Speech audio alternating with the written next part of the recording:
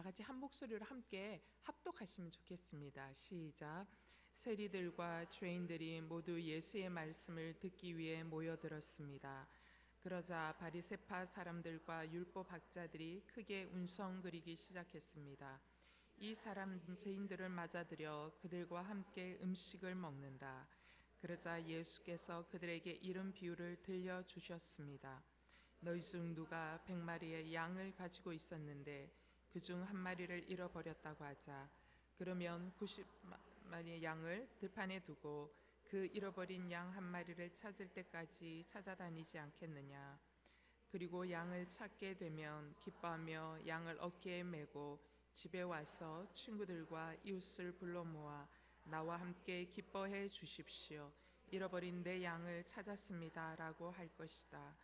내가 너희에게 말한다. 이와 같이 하늘에서는 회개할 필요 없는 의인 99명보다 회개하는 죄인 1명을 두고 더 기뻐할 것이다.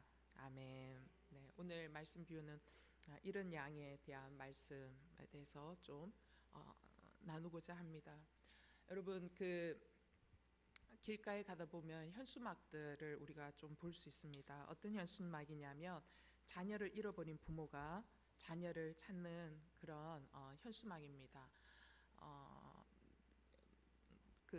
오래전부터 몇 년 전부터 계속 그 고속도로 주변에 있는 현수막, 송혜희를 찾는 분 찾습니다라는 현수막들을 여러분도 보셨을 것 같은데, 중학교 때 잃어버렸던 딸을 지금까지 찾고 있는, 현재 나이면 한 45 정도 되겠죠. 그 딸을 아주 찾고 있고, 그 아버지는 한 번은 TV에 잠깐 나온 거 보니까 생업을 포기하고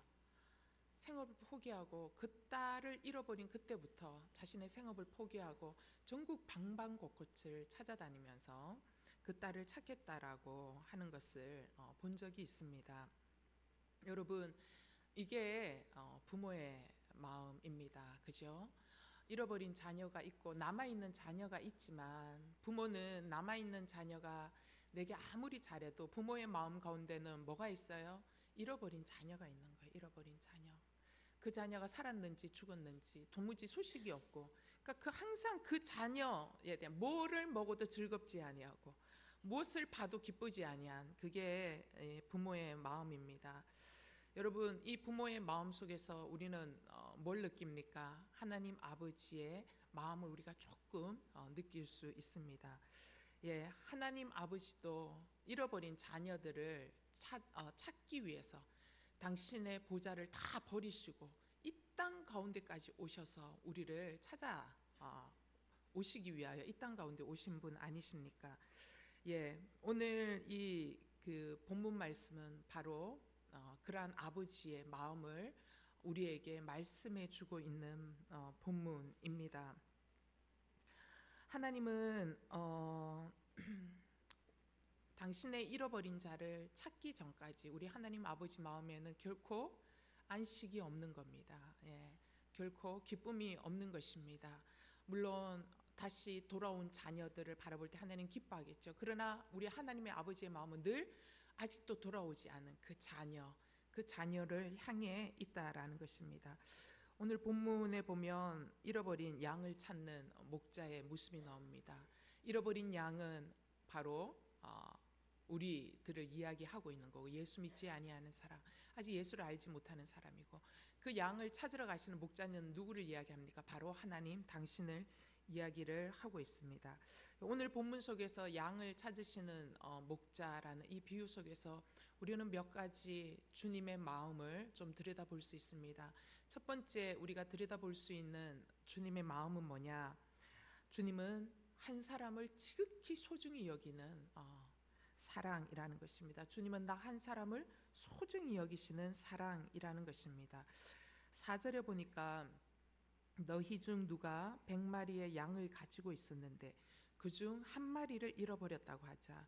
그러면 99마리의 양을 들판에 두고 그 잃어버린 양 한 마리를 찾을 때까지 찾아다니지 않겠느냐라고 말씀하십니다. 여기 보면 굉장히 재밌는 말이 나옵니다. 그 잃어버린 양 한 마리. 아주 지목하여서 표현하고 있습니다. 그 잃어버린 양 한 마리. 원래 나의 양이었는데, 원래 내가 보호하고 내 안에 있어야 가장 안전한 양이었는데, 그 양이 어떻게 해요? 하나님과 관계없이 떠나버렸다는 거예요. 목자의 보호 속에 있지 않고 떠나버린 바로 그 양 한 마리. 지금 목자는 아무 양이나 찾으러 나서지 않는다라는 것입니다. 어떤 양을 찾으러 나섭니까? 바로 잃어버린 그 양을 찾고 계시다라는 것입니다. 여기서 우리가 깨닫게 되는 하나님 아버지의 마음은 무엇입니까? 여러분, 하나님은 우리들을 바라보실 때요, 저는 이제 여러분이 이렇게 앉아 있으면 그냥 수요 여성 예배에 오신 여러분이라고 이야기하잖아요. 근데 이제 끝나고 나서 이제 그 다음 주에 만났을 때 왜 수요 여성 예배 지난주에 빠져서 거기서 보여요? 뭐 이렇게 얘기해요. 여러분, 다 보여요. 누가 오셨는지 안 오셨는지 다 보여요. 안 보일 줄 알았대요. 다 보여요. 여러분, 잃어버린 그 양을 찾는다라는 그 표현 속에서 뭘 느끼냐면요, 하나님은 온 천지 만물, 이 지구에 최소 60억의 인구지 않습니까? 최고 60억의 인구로 보지 않으시고, 우리를 군중의 덩어리로 보지 않으시고 어떻게 보신다라는 거예요? 한 사람 한 사람으로 본다라는 거예요. 60억 분의 1이 아니라 60억 명 중에 너는 유일한 한 사람, 유니크한 한 사람, 너와 닮은 사람 한 사람도 없는, 너는 나의 소중한 자녀 한 사람으로 바라보고 계신다라는 것이 바로 여기에서 그 잃어버린 양 한 마리를 찾으시는 하나님 아버지의 마음속에서 우리가 볼 수 있습니다. 여러분, 하나님에게 나 자신은 다른 어떤 누구하고도 대체할 수 없는 어떤 존재예요? 유일한 존재입니다. 예. 여러분, 이것에 대한 깨달음이 있으셔야 돼요. 하나님은, 저 사람은 하나님께 예배도 잘하고, 저 사람은 하나님께 헌신도 잘하고, 저 사람은 하나님 말씀에 순종도 잘하니까 하나님은 저 사람 너무 사랑하실 거야. 뭐 나 같은 사람을, 그 대충 왔다가 가는 이름 없는 사람, 뭐 이런 사람을 하나님이 뭐 주목하겠어? 그렇지 않습니다, 여러분. 주님은 나 한 사람, 대체할 수 없는 나 한 사람을 향하여 당신의 눈이 고정되어 있다라는 사실을 기억할 수 있게 되기를 바랍니다. 여기에 보면 오늘 이 본문 말씀 가운데 왜 이 본문 말씀이 나왔느냐, 그 이 본문 말씀이 나오게 된 배경에는 바리새인들이 예수 그리스도를 향해서 빈정대면서 했던 말 때문에 이 본문의 비유가 나온다라는 거죠. 여러분, 바리새인들의 눈에 예수 그리스도는 참으로 이해할 수 없는 분이었습니다.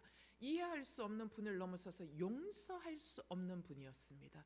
용서할 수 없는 분을 넘어서서 저런 사람이 있으면 절대로 안 된다라고 생각하는, 제거해야 하는 인물이었습니다. 왜 그들 눈에는 예수가 이상하고 용서할 수 없고 제거해야 하는 인물로 보였는가? 지금 예수님이 늘 항상 함께하고 시간을 내어주었던 사람이 누구냐면 여러분, 세리들과 죄인들이다 라고 표현하고 있습니다. 성경은 뭉뚱그려서 세리와 죄인이라고 표현하고, 여러분, 세리는 어떤 사람입니까? 우리는 그냥 세리니까 세금쟁이, 그 혈세 거두어 가는 사람인가 보다라고 생각하지만은요, 그때 당시에 세리는요, 로마의 압제 아래에 있었던 세리는 유대인이거든요. 로마의 압제 아래에 있었기 때문에 굉장히 살기가 고통스러웠습니다, 이스라엘 사람들이. 그런데 어떻게 해요? 그 이스라엘 사람들의 그 고혈을 짜내어 가지고 로마가 원하는 양만큼 바치고 어떻게 해요? 자기도 반띵을 해서 먹어야 되는 거예요. 왜? 민중들에게 욕을 먹는 것 대신에 자기는 부를 축적해야 되는 거예요. 부자들은 그래도 나누어 줄 게 있어요. 그러나 여러분, 저와 같은 여러분, 우리는 서민이지 않습니까? 여러분, 가난한 자들을 착취해서 끄집어 가면은요, 가난한 자들은 길거리에 내앉아야 되고, 가난한 자들은 오늘 먹어야 하는 때거리가 없는 거예요. 그 얘기는 뭐예요? 그들은 죽어야 되는 거예요. 그들은 먹을 것이 없어서 굶주려서 죽어야 되는 거예요. 길거리에 가야 되는 거예요. 빌어먹어야 되는 거예요. 근데 이 사람들은 어떤 사람들이에요? 그게 아무 상관이 없어요. 그 사람들이 굶어 죽든 말든 상관이 없어요. 뭐예요? 나의 재산만 축적하면 되는 거예요. 죄인들은 어떤 사람이에요? 로마와 함께 붙어서 있는 사람들, 또 때로는 그들의 신성한 노동의 대가를 취하는 것이 아니라 도적질하여 자기의 재산을 불리는 사람, 뭐 이런 여러 종류의 사람들과 예수가 함께하는 거예요. 바리새인들의 눈에 세리와 죄인들은 어떤 사람이에요? 오늘날 우리가 말하는 뭔 줄 알아요? 사회악이에요. 사회악. 나는 왜 이렇게 바리새인들이 이렇게 예수님이 함께했던 세리와 죄인들을 그렇게 경멸하고 싫어했을까? 곰곰이 생각해 보니까 나라도 용서할 수가 없겠는 거예요. 여러분, 갑질 중에 갑 오브 더 갑. 여러분, 갑질 중에 최고의 갑 있잖아요. 그죠? 남의 재산을 착취해가지고 그거 가지고 그죠? 어떻게 해요? 지는 하나도 안 하고 무조건 도둑질하고 사기치고 착취해서 재산을 했어요. 재산을 했는데 그게 하청 준 사람에게서 돈도 더 적게 줄 뿐만 아니라 하청 준 업체가 또 더 갑을 병정. 그죠? 여러분, 우리가 그런 거 보면 분노하잖아요. 분노하는 거예요. 저 사람들은 용서할 수 없는 거예요. 저 사람들의 재산을 우리가 다 가져와가지고 사회로 환원하고 저 사람들의 인생의 끝을 우리가 봐야만 되는 거예요. 우리 안에는 이런 마음이 있는 거예요. 그런데 여러분, 그랬는데 우리 마음이 그런데 갑 오브 갑, 저 인간은 제거되어야 할 사회악이고 저런 인간 때문에 우리 사회 안에서 선하게 살아가는 사람들, 법대로 지키고 살려고 하는 사람들은 어떻게 되는 거예요? 그냥 사고 나서 죽고 뭐 하다가 죽고 다 죽는 거예요. 그러고 나서 이번에도 그 남양주에서 그 전철 사건으로 이렇게 됐을 때 뭐라 그래요? 그 회사가 입을 맞추잖아요. 우리가 다 점검했다고 얘기해라, 가스 냄새 없었다고 이야기해라, 다 이야기하잖아요. 여러분, 19살 청소년이 구의역에서 죽었을 때 뭐예요? 그 다 이 갑질의 횡포지 않습니까? 우리가 그런 거 가슴이 아프잖아요. 저는 너무 가슴이 아파서 그 뉴스 나올 때마다 괴로워서 보지 못, 눈물이 나서. 그런 사건이 있을 때마다 앉아서 기도하면 눈에서 눈물이 나서 견디지 못한 게, 이 사회가 주님 어디로 가고 있는 겁니까? 도대체 이 사회에 해답이 있습니까? 뭐 목사로서 나는 뭘 해야 되는 겁니까? 목사의 말이 하나도 능력이 없는 이 사회, 복음의 능력이 하나도 없는 것 같은 이 사회에서 우리 뭘 할 수 있습니까? 그런데 여러분, 갑 오브 더 갑인 그 사람에게 내가 가가지고 밥 같이 먹고 웃고 막 이렇게 박 떠들고 같이 놀러 다니고 하면 여러분이 뭐라 그랬어요? 저런 목사 중에 저런 아주 그냥, 여러분 얼마나 저를 경멸하겠습니까? 나는 바리새인의 마음이 이해가 되는 거예요. 가만히 생각해 보니까. 그러니까 이 사회 악의 덩어리를 예수님은 개조하고 예수님은 변혁시켜야 되는데 어떻게 해요? 이 사람들을 어떻게 해요? 예수님은 품고 이해하고 개조하고 변혁시키는 것이 아니라 그들과 함께 먹고 마시고 그들이 고혈을 짜내어서 착취한 돈으로 차린 음식을 맛있게 드시고 그들과 함께하고 있는 것을 바라볼 때 분노할 수밖에 없는, 못마땅한 거예요. 그런데 예수님은 우리 안에 이러한 마음이 있지만 여러분, 예수님은 내가 분노하고 있는, 갑질하는 갑 오브 더 갑에게 분노하고 있는 내 마음 가운데 뭐라고 말씀하시냐면, 그 사람은 우리 눈에 봤을 때는 사회 악의 하나의 덩어리고 제거해야 될 사람으로 보이지만 나는 그 사람은 하나님을 떠나버린 정말로 불쌍한, 너보다도 훨씬 더 불쌍한 영혼으로 바라보신다라는 겁니다. 우리가 생각했을 때 그 사람은 용서받으면 안 되고 그 사람은 마땅히 심판을 받아서 영원한 지옥불에서 지글지글 타야만 될 것 같지만 주님은 그렇지 않다라는 거예요. 그 사람이 가장 불쌍한 한 영혼이라는 거예요. 예수님 당시에 예수님이 세리와 죄인들과 함께하면서, 바리새인들은 사회 악으로 보았지만 예수님은 어떤 사람을 보았? 저들에게야말로 하나님으로부터 떠나간 이런 한 영혼으로 보셨다라는 것입니다. 그래서 예수님이 그들 곁에 다가가셨다라는 것이죠. 하나님을 떠나 방황하고 있는 병든 영혼이라는 것을 예수님은 보셨다라는 겁니다. 제가요, 서빙고에 있을 때 집사님 한 분이 이렇게 고백하는 거 봤어요. 자기가 시집을 갔는데, 부잣집에 시집을 갔는데 시어머니가 자기를 가난한 집에서 왔다고 하면서 자기를 엄청 핍박했다라는 거예요. 시어머니가 핍박하는 건 그래도 시어머니가 참을 수 있는데 자기가 용서할 수 없는 거는 신우들이 자기를 그렇게 없이 여기고 아주 발톱 밑에 때만큼도 안 여기고 아주 그냥 자기를 뭐라 그럴까, 가정부, 가사 도우미 정도로 생각한다는 거죠. 그러니까 뭐 하면은 언니 물 가져와요. 언니 뭐 이렇게 하고, 언니 죽었더니 손이 없나 발이 없나. 아주 시어머님 그런 건 자기가 그래도 참을 수 있겠는데 신우들은 자기 용서할 수 없다라는 거예요. 그런데 주님이 자꾸 자기 마음 가운데 저 신우들을 불쌍히 여기고 복음을 전하라고 자꾸 얘기하는. 이제 시어머니도 돌아가시고 자기가 이제 좀 살만한데, 살만하고 있는데 주님이 자꾸 그 신우들을 향한 마음을 주신다라는 거예요. 근데 그분이 뭐라 그러냐면, 다른 사람은 전도해도 자기는 절대로 신우가 예수 믿고 구원 받는 거를 자기는 정말로 이거를 허락할 수 없다라는 거예요. 여러분, 저는 그 경험을 안 해봐서 모르겠지만 그 사람 마음 가운데 그 엄청난 분노가 있는 거예요. 그러니까 다른 사람에게는 전도할 수 있도 신우들은 전도할 수 없다라는 거예요. 그러니까 신우는 예수 안 믿고 그냥 그대로 그냥 영원한 지옥불에 던져졌으면 좋겠다라는 거예요. 그만큼 자기가 너무너무 미워하는 마음이 있다라는 것입니다. 여러분, 그런데 주님은 어떻게 해요? 내가 그토록 미워하는 그 신우들조차도 어떻게 해요? 잃어버린 한 영혼으로 주님이 그토록 찾기 원하시는 한 마리의 양이라는 것입니다. 그래서 주님은 99마리의 양이, 안전한 곳에 있는 99마리의 양이 있었지만 어떻게 해요? 주님이 친히 길을 잃어버린 한 마리의 양을 찾아서 늦은 밤까지 찾아 나서고 계신다라는 것이죠. 여러분, 주님에게는요 99마리의 양이나 한 마리의 양이나 뭐예요? 같은 숫자예요. 그런 의미에서 하나님의 사랑은 양적인 사랑이 아닙니다. 하나님의 사랑은 어떤 사랑이에요? 질적인 사랑이라는 것입니다. 여러분, 하나님은 우리를 어떤 존재로 바라보냐? 절대적인 사랑의 가치로 저와 여러분을 바라보고 계십니다.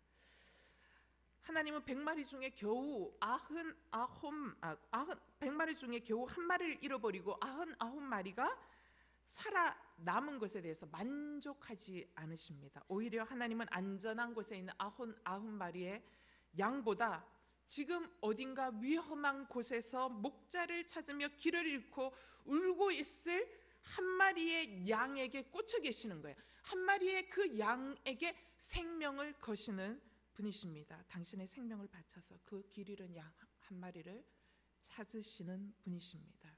여러분, 이성적으로 생각해 보십시오. 경제적인 논리로 생각해 보십시오. 99마리의 양을 내버려 두고 길 잃어버린 한 마리의 양을 찾으러 가기 위해서 나의 에너지를 쓰고 시간을 쓰고 돈을 쓴다. 여러분, 이건 경제적인 논리로 손해보는 작업이에요. 이성적인 논리로도 99마리 두고 가면 99마리 잘못되면 어떻게? 이성적인 논리로도 이거는 납득이 되지 않는 부분입니다. 바로 이 논리가 어떤 논리예요? 이게 바로 세상의 가치고 세상의 논리라는 것입니다. 여러분, 세상은 우리를 그렇게 취급합니다. 그러나 하나님은 우리를 그렇게 취급하시지 않으신다라는 것입니다. 하나님은 세상적인 논리, 그 다음에 세상적인 경제적인 가치로 우리를 결코 다루지 않으십니다. 여러분, 하나님은 내가 사랑받을 만한 가치가 있는 존재여서 사랑하지 않으십니다. 하나님은 내가 사랑받을 만한 조건이 하나도 없지만, 사랑받을 만한 가치가 하나도 없지만 하나님은 어떻게 해요? 값없이 조건 없이 나를 사랑하신다라는 것입니다. 여러분, 생각해 보세요. 여러분이 사랑받을 만한 조건이 있으세요? 여러분, 우리 조건 없어요. 가치 있으세요? 그만한 가치 하나도 없어요. 그런데 주님이 나를 위해 죽으셨습니다. 여러분, 사람 안에는 자존감이라는 것이 있습니다. 자존감을 풀면 자아존중감이라고 얘기하잖아요. 여러분, 자아존중감은요 외부적인 조건에서 오지 않습니다. 자아존중감은 바로 이 위대한 하나님의 사랑, 나 한 사람을 얼마나 사랑하시는지에 대한 그 하나님의 사랑의 깊이를 이해하는 만큼 어떻게 돼요? 나의 자존감은 깊어집니다. 하나님이 나를 사랑하시는구나라는 것을 깨닫고 회복하는 만큼 어떻게 해요? 나의 자아 존중감은 회복되어진다라는 것입니다. 나를 존귀히 여기시는 하나님의 사랑을 여러분 경험해야 우리는 외부의 조건과 시선에 따른 자아 존중감, 바로 그것이 바로 거짓된 자아 존중감이죠. 그 자아 존중감, 거짓된 자아 존중감이 아닌 진정한 자아 존중감을 찾을 수 있다라는 것이지요. 두 번째, 이런 양의 비유에서 깨닫게 되는 주님의 마음은 어떤 거냐? 나를 찾으시는 사랑이라는 것입니다. 4절 후반부에 보면 이렇게 얘기합니다. 그 잃어버린 양 한 마리를 찾을 때까지 찾아다니지 않겠느냐. 요한복음 10장 14절에서 16절에 이런 말씀이 있습니다. 요한복음 10장 14절에서 16절 다 같이 읽겠습니다. 시작.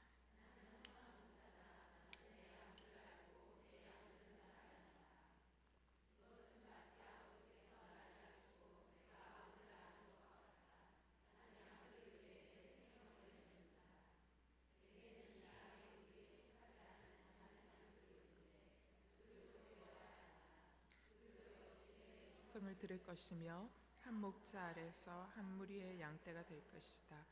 여러분, 잃어버린 양말을 찾을 때까지 찾아다니시는 주님 보세요. 뒤에 보면 이 양의 우리에 속하지 않은 다른 양들도 있는데 어떻게 해요? 그들도 데려와야 한다. 나는 양들을 위해 내 생명을 내놓는다 라고 말씀하고 있습니다. 하나님 사랑은요, 길 잃은 양이 당신을 찾아서 스스로 알아서 찾아올 때까지 기다리는 사랑이 아닙니다. 하나님의 사랑은 어떤 사랑이에요? 적극적으로 찾아다니시는 사랑이라는 것입니다. 왜 적극적으로 찾아다니셔요? 여러분, 길 잃은 양은 절대로 자기 발로 목자 곁으로 못 찾아와요. 양은 절대로 주인을 찾아올 수 없는 동물이에요. 성경은 우리를 누구에게 비유해요? 양에게 비유해요. 각자 양처럼 각자 제 길로 갔거늘. 양은 목자의 곁을 떠나면 절대로 찾아오지 못합니다. 어떻게 해야 돼요? 목자가 찾아 나서야지만이 목자 품으로 돌아올 수 있다는 것입니다. 사랑하는 여러분, 주님의 포기하지 않고 찾으시는 그 사랑, 우리를 향한 절대적이고 변치 않는 그 사랑이 저와 여러분을 어떻게 해요? 이 자리에 있도록 해주신 줄 믿으시기 바랍니다. 여러분, 우리를 향한 주님의 이 계속적인 찾음, 바로 이 찾음 때문에 저와 여러분이 예수님을 만나게 된 겁니다. 제가요, 가만히 이제 오늘 설교를 준비하면서 가만히 이제 과거를 이렇게 좀 생각해봤어요. 제 인생의 과거 시간을 이렇게 쭉 돌아보니까 제가 10대 시절 저기 교회 바깥에서 이렇게 교회를 떠났잖아요. 부모님이 그렇게 훌륭하신 분인데도 이제 교회를 떠났어요. 교회가 싫어서 교회를 떠났어요. 그 한마디로 누가 싫어서 떠났냐면 하나님이 싫어서 떠났어요.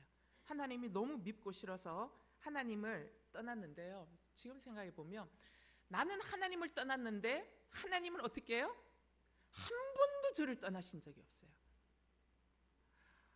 하나님은 내가 하나님을 떠나서 바깥에서 세상 사람들하고 똑같이 살겠다고 결정하고 나갔을 때 하나님은 어떻게 하셨냐? 부단히 계속적으로 사람을 보내시는 거예요. 계속적으로 어떤 사람을 보내냐? 교회 친구들을 계속 보내요. 계속.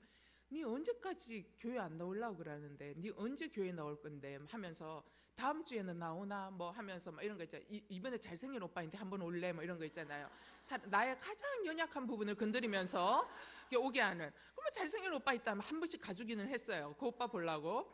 그러면서 이제 부단히 이제 얘기하는 거예요. 내 교회 친구들, 내 친구들 이제 보내서 계속 내 마음을 돌이키려 하시고, 또 심지어는 제가 이제 고등학교 때 학교에서는 모범 학생이지만 학교 문 밖에 나오면 바로 돌변해서 사복을 갈아입고 이제 머리를 풀고 이제 그러는 학생이었는데, 그러니까 이제 학교 선생님은 이제 학교 안에서는 이렇게 있으니까 이제 반듯한 학생인 줄 알고, 근데 이제 저를 좋아했던 선생님이 있어요. 제가 이제 합창부에 들었었는데 합창부 선생님이 저를 좋아했어요. 좋아하는 이유는 딱 한 가지, 노래를 잘한다라는 거죠. 예, 뭐 믿거나 말거나 어쨌든 그분이 뭐라고 그랬냐, 그분이 예수 믿은 지 얼마 안 되는 거예요. 여러분, 예수 믿은 지 얼마 안 되면 그 주님의 은혜가 얼마나 감격스러워요. 그러니까 이분이 막 뜨거운 거예요. 이분이 막 뜨거우니까, 이분이 내가 쓰는 종교란에 기독교 이렇게 되어 있거든요.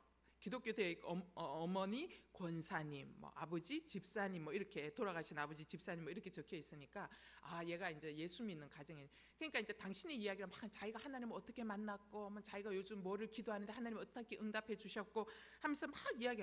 아니, 당신이 만난 하나님 왜 내게 이야기를 하는지 저는 이해할 수 없었던 거예요. 근데 생각해보면 하나님이 그분의 입술을 통해서 어떻게 해요? 내가 살아있다라는 거를 계속적으로 이야기하는 거예요. 왜냐하면 나는 하나님이 살아있다라고 절대로 믿을 수 없었기 때문에 교회를 떠나간 사람이거든요. 그러니까 당신의 간증을 계속 이야기하는 거예요. 들으면서 내가 언제까지 이 선생님에게 이야기를 들어야만 하나라는 생각을 하는 거예요. 그러면서 그때 뭐였냐면은, 내가 진짜 하나님 그 소리 듣기 싫어서 교회를 나왔는데 내가 학교에서 이 선생님 통해서 하나님 이야기를 들어야 하나, 이제 그런 이제 화가 나는 거예요. 그런데도 주님은 어떻게 해요? 내가 심각하게 흔들리고 방황할 때마다 누구를 보내세요? 사람을 보내셔요. 계속 사람을 보내시며 잃어버린 딸을 포기하지 않고 끝까지 추적하여 나를 찾아오시는 하나님이셨다라는 것입니다. 나를 끝까지 추적하여 따라오신, 나를 끝까지 추적하여 오신 그 하나님의 그 절절한 사랑 때문에 제가 이 자리에 있는 거예요. 여러분, 우리는 전도할 때 우리가 한 3번 4번 이렇게 가고 또 만나서 또 예수를 이야기하고 우리 교회로 와야 된다, 예수를 믿어야 된다라고 막 이야기하잖아요. 우리가 시간과 또 돈과 분위기를 또 조정해가지고 맛있는 데 데려가서 이야기를 하지만 서너 번 시도하고 전화를 하는데도 마음을 딱 닫고 있는 사람이 있어요.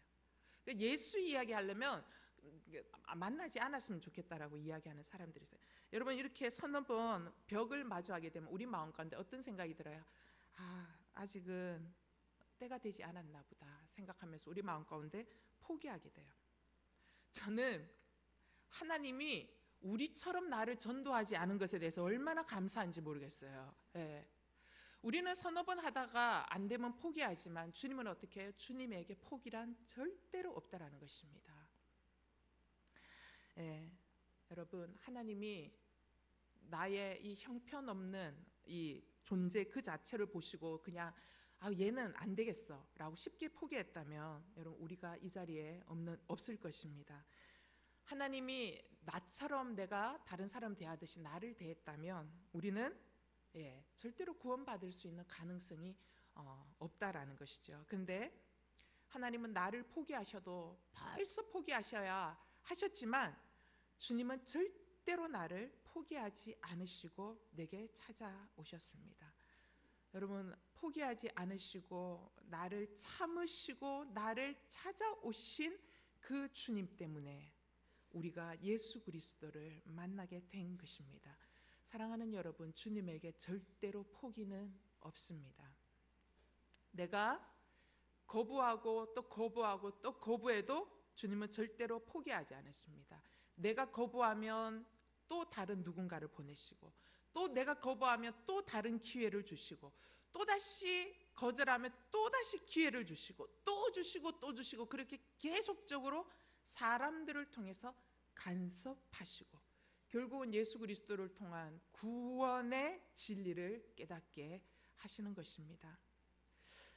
여러분, 우리 주님이 저와 여러분을 구원하시기 위해서, 아버지 품으로 다시 데려오기 위해서 여러분, 산 넘고 물 건너 고난의 길을 걸으셨다라는 것을 아십니까? 저와 여러분을 만나시기 위해서 예수님 어떻게 하셨어요? 2000년 동안 쉬지 않고 걸어오셨습니다. 저와 여러분을 만나시기 위해서 예수님 어떻게 하셨어요? 2000년의 세월을 거쳐서 바로 지금 여기까지 오셨다라는 사실입니다. 여러분, 주님은 저를 포기하지 않으셨던 것처럼 지금도 주님께 돌아오지 않는 사람들을 절대로 포기하지 않으십니다. 포기하지 않기 때문에 주님이 포기하지 않는 그 않으심이 나로 하여금 예수 믿지 않는 가정에 어떻게 보내요? 가정 선교사로 보내고 계시다라는 것이지요. 여러분, 주님이 절대로 포기하지 않으시거든요. 주님의 그 포기하지 않으심이 지금 여러분 북한 땅 얼마나 살뜰리는 곳입니까? 살뜰리는 오늘날 북한 땅속에서도 주님의 포기하지 않은 그 포기하지 않으심이 뭐를 보호하고 계세요? 지하교회의 성도들을 보호하고 계신 거예요. 지하교회 성도들을 두고 계시는 거예요. 지하교회 성도들이 생기도록 하시는 거예요. 복음을 듣게 하시는 거예요. 주님의 포기하지 않으시는 그 사랑이. 그래서 지하교회 성도들을 통해서 어떻게 하셔요? 잃어버린 북한 땅의 영혼들을 찾고 계시는 중이라는 것입니다. 주님이 포기하지 않으시는데 우리가 낙심하고 포기했어야 되겠습니까, 여러분? 우리는 예수 믿지 않는 남편을 만나면 도대체 내가 벽에 대고 이야기하면 벽에 글자라도 새겨지겠다. 어떻게 되니 이 인생은 10년 이상을 얘기해도 그 머리에 그렇게 복음이 안 새겨지나 싶을 만큼 여러분, 남편을 향해 얼마나 절망스럽습니까? 그렇게 이야기를 하는데도. 또 내 자녀를 향해서 그렇게 돌아오라고 이야기하는데도 돌아오지 않는 자녀들 얼마나 절망스럽습니까? 여러분, 나의 부모를 향해서 그렇게 복음을 이야기하는데도 견고한 성과 같은 그 부모를 바라볼 때 도대체 구원은 언제 이루어질 것인가? 얼마나 절망스럽고 얼마나 길이 보이지 않고 얼마나 낙심됩니까? 그러나 여러분, 그때도 주님이 일하고 계신다라는 것을 믿으시기 바랍니다. 이사야 43장 19절 다 같이 읽겠습니다. 시작. 보라, 내가 새 일을 하고 있다.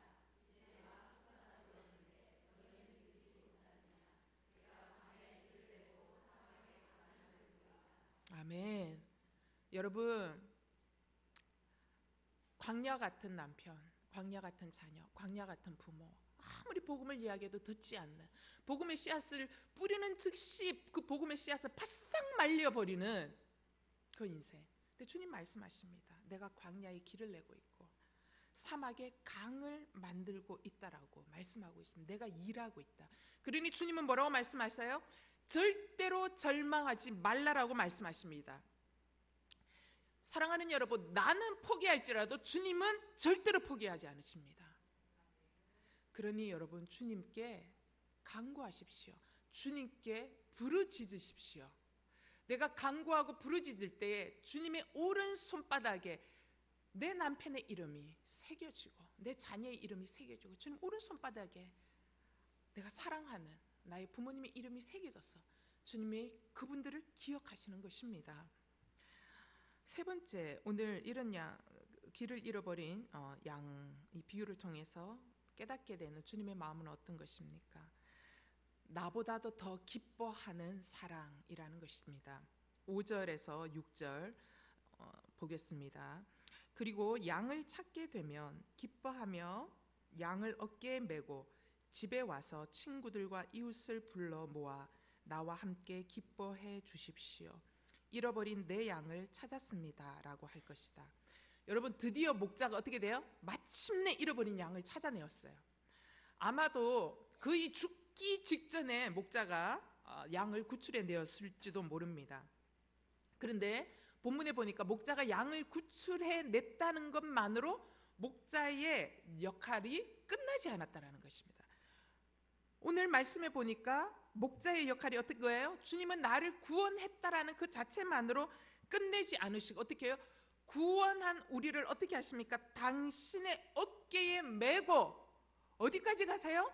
당신의 집까지 어떻게 우리를 어깨에 메고 걸어가시는 분이시라는 것입니다. 사랑하는 여러분, 우리를 구원하신 예수 그리스도는 우리가 아버지의 집으로 돌아가는 그 순간까지 우리를 어깨에 메고 걸어가시는 분이신 줄 믿으시기 바랍니다. 여러분, 이런 양을 찾은 목자의 이 모습 속에서 양을 어깨에 메고 막 신나면서 막, 그죠? 여기 보니까 막 양을 찾게 되면 기뻐하며 막, 아유 찾아내, 아우 내가 좀 한두 번도 아니고, 아우 내가 힘들었냐, 아우 무거워, 이렇게 하시는 것이 아니라 그냥 힘이 불끈나서 기뻐하면서 양을 어깨에 메고 오신다라는 것입니다. 목자가 굉장히 기뻐하는 모습을 이곳에서 발견할 수 있습니다. 여러분, 실제적으로는 누가 더 기뻐해야 돼요? 양이 기뻐해야 돼요. 양이 기뻐해야 되는데 본문성이 누가 더 기뻐해요? 목자가 더 기쁜 거예요. 여러분 이게 우리 주님의 마음이라는 것입니다. 여러분, 내가 예수님을 만났을 때, 그리고 내가 예수님의 사랑을 깨달았을 때 가장 기뻐해야 될 존재는 누구냐? 바로 나예요. 그런데 나보다 더 기뻐하시는 분이 있어요. 누구예요? 하나님이시라는 거예요. 하나님. 여러분, 왜 양이 기뻐해야 되는데 목자가 이렇게 더 기쁠까? 왜 그럴까? 여러분, 양은요, 자기가 지금 얼마나 죽기 일부 직전에 있었는 줄을 몰라요. 양은 자기가 얼마나 위험천만한 상황 가운데 지금 있는지를 자각하지 못한다라는 것입니다. 왜 그런 줄 알아요? 양은요, 한 치 앞도 안 보여요. 겨우 여기 앞을 겨우 볼 수 있는 지극히 근시거든요. 여러분, 우리 인생이 얼마나 지극히 근시입니까? 여러분, 하나님 떠난 내 인생이 잘 될 것 같죠? 우리는 잘 될 것처럼 생각합니다. 지극히 근시해요. 근데 양이 자신이 얼마나 위험스러운 상황이 있는지를 잘 알지 못하는 거예요. 그런데 누가 잘 알아요? 목자가 잘 알아요. 왜? 목자는 양이 지극히 위험한 상황에 있다는 걸 잘 알아요. 목자는 광야 전문가거든요. 목자를 떠난 양이 광야 안으로 들어가서 길을 잃고 골짜기 안으로 들어가면 골짜기의 협곡이 주는 위험, 광야가 주는 엄청난 짐승의 위험, 이거를 너무 잘 아는 거예요. 근데 양은 자기가 스스로 지금 죽을 뻔한 위기 가운데 있다는 것을 깨닫지 못하는 것입니다. 그렇습니다. 하나님은 우리가 예수를 믿지 않는 것이 얼마나 위험한 일인지를 너무너무 잘 아십니다. 근데 여러분, 우리는 예수님만큼 잘 몰라요. 예수 믿고 구원받은 이 시점에도 그냥 좋은 거지, 그것이 얼마나 값어치 있는 것인지 우리는 사실 잘 몰라요. 감사한 일이긴 하지만 잘 모르는 거예요. 여러분, 예수님은 잘 아세요. 예수께로 돌아오지 않는 삶의 마지막이 여러분 뭐예요? 영원한 죽음이에요. 여러분, 우리는 현재를 살고 있는 한시적인 인생을 살기 때문에 우리의 머릿속에는 영원도 감이 잘 안 와요. 영원도 감이 잘 안 오고 우리는 죽어보질 않아서 죽음이 뭔지에 대한 감도 우리는 없는 거예요. 그런데 영원한 죽음이라는 이 부분이 갖고 있는 의미가 무엇인지를 누구는 잘 아세요? 하나님, 그분은 너무 잘 아시는 거예요. 인간의, 예수 믿지 않고 죽는 인간의 마지막 심판의 깊이를, 그 고통의 깊이를 하나님 아세요. 여러분, 내가 예수 알지 못하고 죽었을 때 나를 기다리고 있는 지옥의 참상을 주님은 아세요. 저주의 심각성을 주님은 아세요. 우리가 모를 뿐이에요. 그래서 여러분, 한 영혼이 돌아올 때 누가 기뻐해요? 하나님이 너무 기쁜 거예요. 왜? 그것을 아시니까. 심판의 깊이와 죽음의 그 영원한 죽음의 깊이를 주님은 너무 잘 아시니까 한 영혼이 돌아오면 주님이 살 것 같은 거예요. 살 것 같은 거예요. 여러분, 내 자녀가 정말 잘못된 길을 가는 거를 내 눈에는 뻔히 보이는데 내 자녀는 몰라. 근데 그 자녀가 어떠한 계기로 인해서 뭐예요? 돌아왔어. 내 자녀는 그냥 덤덤하게 왔어. 근데 누가 기뻐해요? 그 자녀를 보면서 안타까워하든 누가 기뻐해요? 내가 뭐 돈 받은 것도 아니고 뭐 억대 부자 된 것도 아니고 로또 맞은 것도 아닌데 부모인 내가 기뻐하는 거예요. 왜? 그 길로 가면 어떻게 된다라는 걸 아니까. 너 인생 끝이라는 걸 아니까. 그런 거예요. 그런 거. 그래서 여러분, 우리가 예수를 믿고 하나님과의 교제가 연결이 되잖아요. 하나님과의 교제가 연결이 되고 하나님과의 교제가 깊어지면 우리 마음 가운데 변화가 일어나요. 어떤 변화가 일어나요? 하나님의 마음을 좀 알게 돼요. 여러분, 효자가 왜 효자인 줄 알아요? 부모의 마음을 점점 더 많이 알아가는 사람이 효자인 거예요. 그러니까 하나님과의 교제가 깊어지면 하나님의 마음을 조금씩 알게 되는데, 하나님의 마음을 알게 되면 어떻게 돼요? 하나님의 마음이 바로 길 잃어버린 어린 양, 한 마리의 어린 양에게 꽂혀 있다라는 것을 깨닫게 됩니다. 여러분, 우리는 모든 인류는 절대로 구원해낼 수 없죠, 그죠? 그러나 내가 만나는 삶의 범주 안에서 만나는 사람들이 있을 거예요. 스쳐 지나가는 이웃들, 또 내 친구들, 학부모님들, 뭐 이런 분들이 있어요. 근데 주님은 꼭 그래서 내 마음에 부담을 주세요. 뭐라고 부담을 주세요? 저 사람을 찾으라라고 부담을 주세요. 여러분, 부담 줄 때 세련되지 않아도 얘기합시다. 저랑 같이 교회 가실래요? 예수 믿고 구원받읍시다. 예수 외에는 구원받을 수 있는 길이 없다고. 우리가 왜 인생 가운데 만족이 없는 줄 아냐고. 우리의 영혼 안에 하나님 자리가 있는데, 하나님을 떠난 모든 인생은 이 자리가 비어있고, 이 자리는 하나님만이 채울 수 있는 자리라고. 주님께로 나와 같이 나오셔서 예배하지 않겠냐. 뭐 세련되지 않은 그 교회 갑시다. 이만큼 놀았으면 되지. 교회 갑시다. 종교 하나는 있어야 돼. 뭐 어쨌든 무슨 수를 써서라도 한마디의 말이라도 우린 이야기해야 되는 거예요. 여러분, 세련되지 않아도 복음을 이야기해야 합니다. 근데 그 사람이 복음을 거부해요. 이 복음을 거부할 때 얼마나 그냥 내가 거부당한 것처럼 좀 쑥스럽잖아요. 그런데 그 사람이 복음을 거부한다 할지라도 그 사람은 포기해도 어떻게 해요? 주님은 어떻게 해요? 포기하지 않으십니다. 주님은 끝까지 찾아가십니다. 주님은 나를 통하여 그 사람을 찾아가고요. 내가 거부당하고 나면 어떻게 해요? 또 다른 사람을 통해서 찾아가십니다. 여러분, 한 사람이 주님께로 돌아오도록 하기 위해서 사단이 얼마나 방해하는 줄 알아요? 심지어는 교회까지 왔는데 집에 계속 사고가 생겨. 막 사고가 생기면서 갔더니 종교가 두 개여서 집에 우환이 든다고 하는 쓸데없는 이야기를 하는 거예요. 그러면서 교회 못 나가. 사단이요 엄청나게 방해합니다. 그러나 주님은 포기하지 않으십니다. 그래서 여러분, 하나님은 쉬지 않고 찾으시고 또 다른 사람을 통해서 찾으실 겁니다.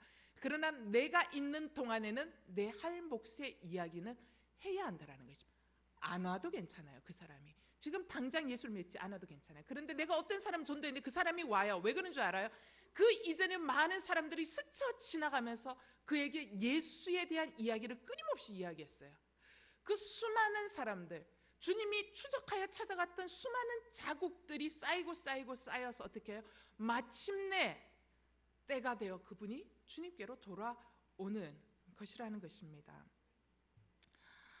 주님이 얼마나 찾으시냐. 이사야 49장 15절에서 16절 읽겠습니다. 시작. 어머니가 자기의 젖먹이를 어떻게 잊겠느냐. 자기 태에서 낳은 아들을 어떻게 가엾게 여기지 않겠느냐. 혹시 그 어머니는 잊어버려도 나는 너를 잊지 않겠다. 보아라, 내가 너를 내 손바닥에 새겼고 내 성벽이 언제나 내 앞에 있다. 밑에 22절 말씀 읽겠습니다. 시작. 주 여호와께서 말씀하신다. 보아라, 내가 문 나라를 향해 손을 펼치고 뭇 백성에게 내 깃발을 들어 신호를 할 것이니 그들이 내 아들들을 양팔에 안고 오며 내 딸들을 어깨에 메고 데려올 것이다. 주님의 열심히 이 일을 이루시겠다라고 약속하고 계시는 것입니다. 여러분, 젖먹이의 엄마조차도 젖먹이를 잊을 수 있지만 어떻게 해요? 나는 절대로 잊을 수가 없다라는 거예요. 하나님 뭐라 그래요? 길을 버린 양 한 마리, 하나님의 품을 떠난 양 한 마리, 그 사람 어떻게 해요? 너를 내 손바닥에 새겼다. 그리고 너의 성벽이 어디에 있다고요? 내 바로 앞에 있다. 하나님 항상 보고 계신다라는 것입니다. 여러분, 지금도 쉬지 않고 찾고 계시는 하나님, 나를 찾으시고 나를 찾고 나서는 나보다 더 기뻐하시는 주님의 기쁨에 우리가 오늘 또 함께 동참하기 위해서 우리가 만나는 사람들에게 예수 그리스도에 대한 이야기를 할 수 있게 되기를 바랍니다. 그동안 너무 많은 다른 이야기 많이 했어요. 학업, 패션, 화장품, 어느 맛집 너무 많이 이야기했어요. 많은 얘기를 나눴으니까 이제는 우리가 꼭 만나면 예수 그리스도를 말할 수 있게 되기를 바라고요. 그래서 누구보다도 기뻐하시는 예수 그리스도의 기쁨은요, 누가 경험할 수 있는 줄 알아요? 전도자만이 경험할 수 있다라는 것입니다. 이 기쁨에 우리가 함께 동참되어 이른 양을 찾으시는 주님의 이 마음을 함께 경험하며 나아갈 수 있게 되기를 바랍니다. 오늘 여러분 함께 찬양하고 싶은 것은 예수 닮기를, 이 찬양 좀 어렵지만 찬양하고 기도하겠습니다.